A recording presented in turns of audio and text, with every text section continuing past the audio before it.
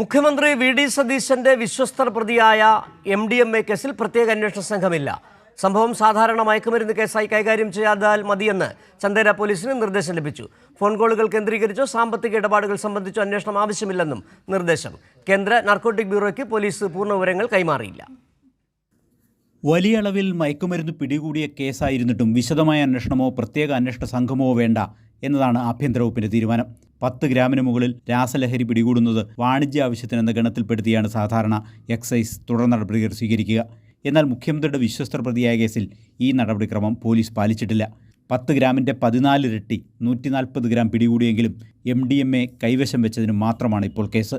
അതിനാൽ തന്നെ വിശദമായ അന്വേഷണമോ പ്രത്യേക അന്വേഷണ സംഘമോ ആവശ്യമില്ലെന്നാണ് പോലീസ് നിലപാട്. ഫോൺ കോളുകൾ കേന്ദ്രീകരിച്ചോ സാമ്പത്തിക ഇടപാടുകൾ സംബന്ധിച്ചോ വിശദമായ പരിശോധനയില്ല. ചുരുക്കത്തിൽ അന്വേഷണം ഇതുവരെ പിടികൂടിയ 4 പേരിൽ ഒതുങ്ങും. പ്രതികൾ നിരന്തരം ബന്ധപ്പെട്ടവരിലേക്കോ പണം കൈമാറിയവരിലേക്കോ അന്വേഷണം എത്തില്ല. മുഖ്യമന്ത്രിയുടെ ഓഫീസിൽ നിത്യസന്ദർശകരായിരുന്ന 2 പേർ പ്രതികളായ കേസിൽ നടപടിക്രമങ്ങൾ ബോധപൂർവം ഒഴിവാക്കുകയാണ് പോലീസ്. ഇതിനിടെ നാർക്കോട്ടിക് കൺട്രോൾ ബ്യൂറോ പ്രാഥമിക അന്വേഷണം നടത്തിയെങ്കിലും വേണ്ടത്ര പിന്തുണ കേരള പോലീസിൽ നിന്ന് ലഭിച്ചില്ല. ആവശ്യപ്പെട്ട മുഴുവൻ വിവരങ്ങളും NCBക്ക് കേരള പോലീസ് കൈമാറിയിട്ടില്ല. അന്വേഷണം അട്ടിമറിച്ച പോലീസ് കേന്ദ്ര ഏജൻസിയുടെ അന്വേഷണവും ഇതുവഴി തടയുകയായിരുന്നു. കൈരളി ന്യൂസ്, കൊച്ചി.